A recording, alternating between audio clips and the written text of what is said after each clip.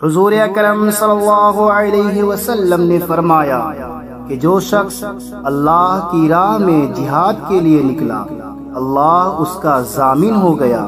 اللہ تعالیٰ فرماتا ہے اس کو میری ذات پر یقین اور میرے پیغمبروں کی تصدیق نے اسے سرفروشی کے لیے گھر سے نکالا ہے۔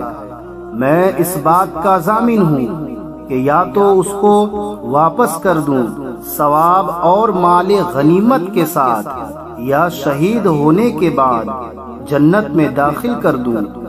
رسول اللہ صلی اللہ علیہ وسلم نے فرمایا، اور اگر میں اپنی امت پر اس کام کو دشوار نہ سمجھتا تو لشکر کا ساتھ نہ چھوڑتا، اور میری خواہش ہے کہ اللہ کی راہ میں مارا جاؤں، پھر زندہ کیا جاؤں، پھر مارا جاؤں، پھر زندہ کیا جاؤں، پھر مارا جاؤں۔ صحیح بخاری حدیث نمبر 36۔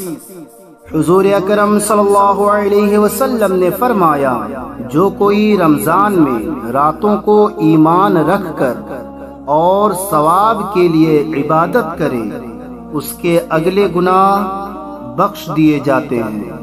صحیح بخاری حدیث نمبر 37۔